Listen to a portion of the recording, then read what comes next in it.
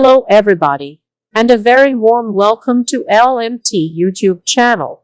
Happy Father's Day to all the dads out there, whether biological, step, grandfather, uncle, brother, or friend. If you have been a positive role model in a child's life, we celebrate you. And here is the exclusive interview. We have all been waiting. Well, Prince Harry's first Father's Day, Meghan Markle, the Duchess of Sussex, got him a bench. As most of us do, you go, what am I going to get them as a gift? And I thought I just wanted something sentimental and a place for him to have as a bit of a home base with our son. And on a little plaque on the back of the bench, she wrote a poem. 2 years later, Meghan and Harry have added a second child to their family, and her poem is now a children's book. Before the birth of her daughter, Meghan, and illustrator Christian Robinson. The book is simply titled The Bench. It's a series of vignettes, fathers and sons sharing an apple juice, waiting for the bus, looking at the stars. The Duchess of Sussex says the story is as much about the larger theme of father-son relationships as it is about the small moments in life. You know, I often find, and especially in this past year, I think so many of us realized how much happens in the quiet. In this story, I'm observing this love between my husband and our son, and imagining what it will be as they have more shared moments as our son gets older. So from scraping a knee to having a heart broken, whatever it is, that they always reset at this bench and have this moment to bond. This is your bench, where life will begin.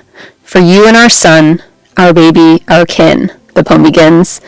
This is your bench, where you'll witness great joy. From here you will rest, see the growth of our boy. And when it came time for images to go with those words, Meghan asked for Caldecott Honor recipient Christian Robinson. This was just like, one day getting an email being like, would you want to work with Meghan, the Duchess of Sussex? and I'm like, in complete disbelief and excited. And then I read the manuscript, and then I fall in love even more. And for me, it was like a no-brainer. You guys can imagine when I had to decide who was going to illustrate this book. It's such a personal story, and I wanted someone who could bring this to life beautifully. And I had been a fan of Christian's work and just loved his illustrations. And Christian, you can completely call me out on this one. I wanted him to just try something a little bit new and work in watercolor.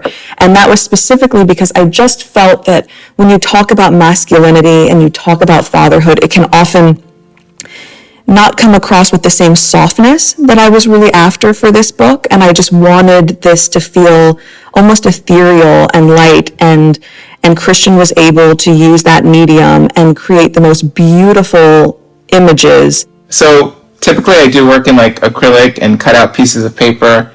It's kind of become my comfort zone. What makes creativity fun is when things are improvised, when you're kind of on your toes, when you kind of have to explore and play and experiment. So I was up for the challenge, and I really think it was just the right note.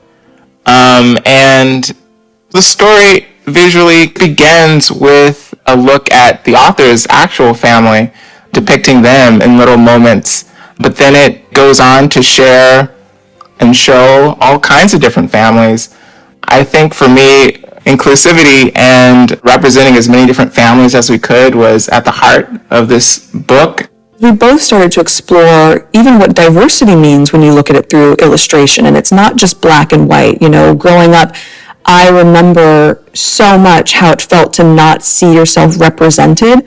So any child or any family hopefully can open this book and see themselves in it, whether that means glasses or freckled or a different body shape or different ethnicity or religion.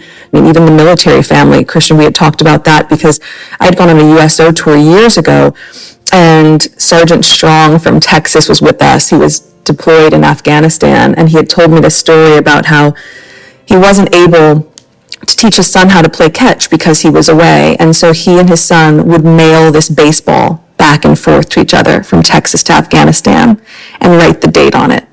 And that stuck with me. And if I can share one of my favorite moments in the book. I don't think I know this. Which one is it? It's where you write, you'll love him, you'll listen, you'll be his supporter.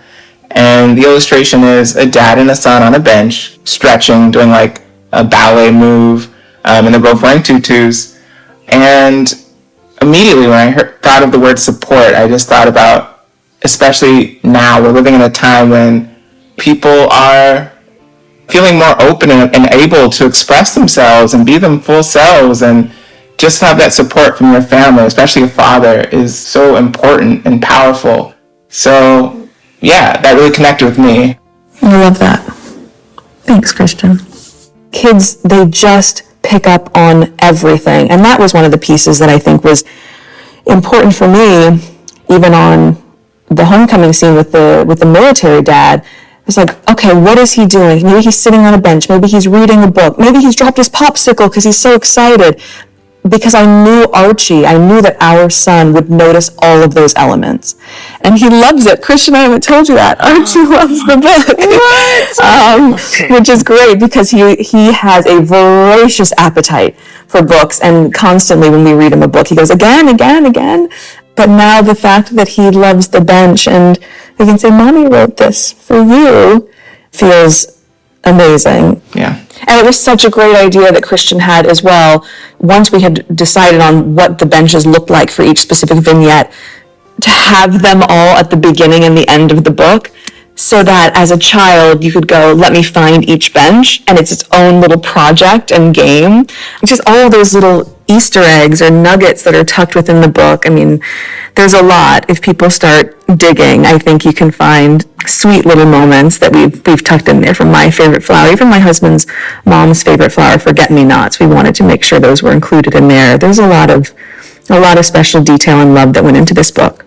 Just to add on that, you wrote something very personal, very specific, but in that specificity, it ends up being universal. Completely honestly, I didn't grow up with a father figure. I myself am not yet a father.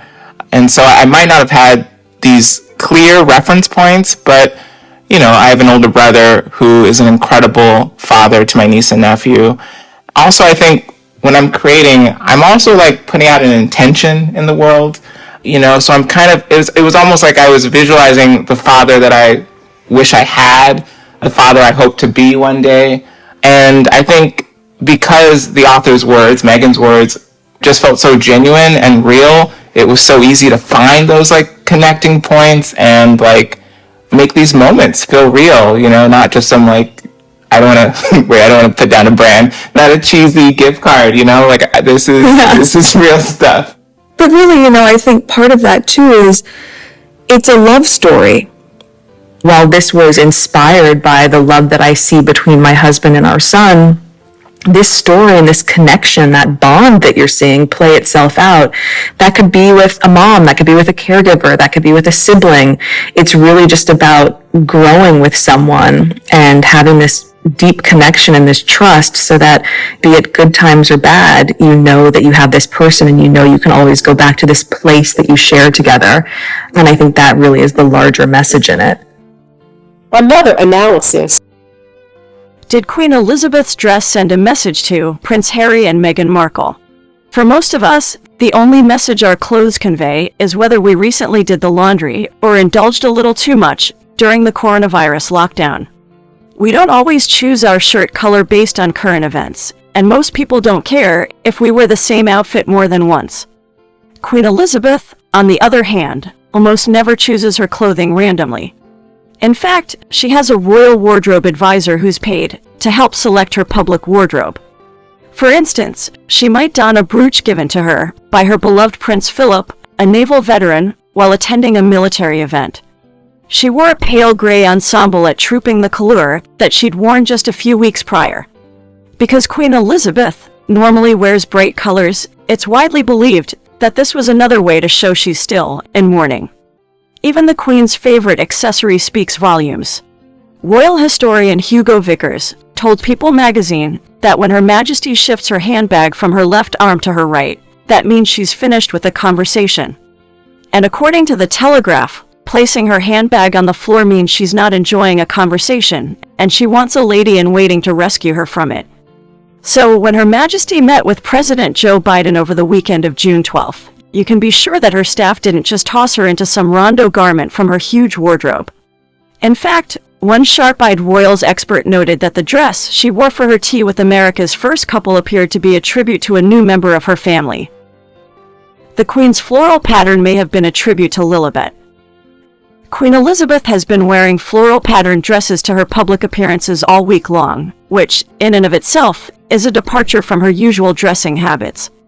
Normally, the Queen prefers a top-to-toe solid color scheme, usually in a bright hue so she can be spotted in a crowd. But on June 15th, the day she met the Australian Prime Minister, she wore a yellow dress with blue flowers. On June 12th, she wore a white dress patterned with pink flowers to the G7 summit leaders.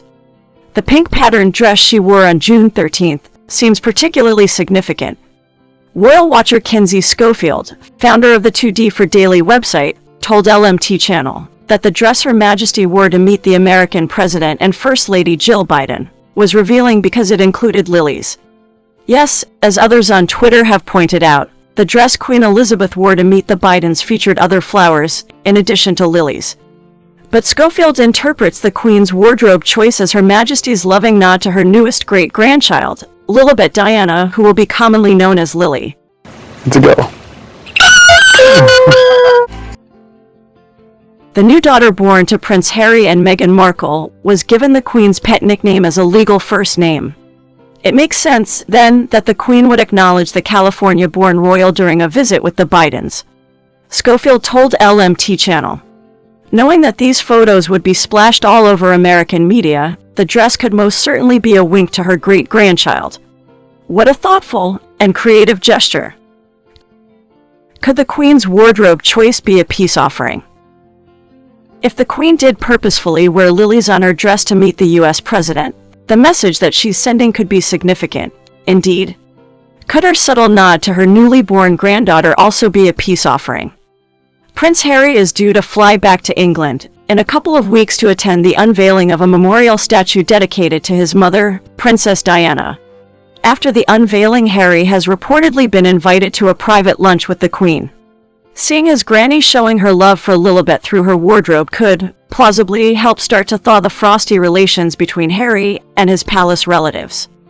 The Queen's flowered dress could also theoretically be Her Majesty's way of signaling her approval of Lilibet Diana's name. Not caught up on the drama. Here are the cliff notes. Despite media reports to the contrary, the BBC recently claimed that Meghan and Harry had actually not asked the Queen for permission to name their daughter Lilibet, after Harry and Meghan supposedly threatened legal action. Now, per what a source has allegedly told the Daily Mail, Queen Elizabeth shockingly broke with royal tradition to stipulate that, from here on out, any misrepresentations of her private conversations with royals will be duly corrected. Was the Queen's dress, perhaps, a way of clearing things up? Or was it simply a dress? Check out one of our newest videos right here, plus even more LMT videos about your favorite stuff. For coming soon, subscribe to our YouTube channel and hit the bell so you don't miss a single one. Stop.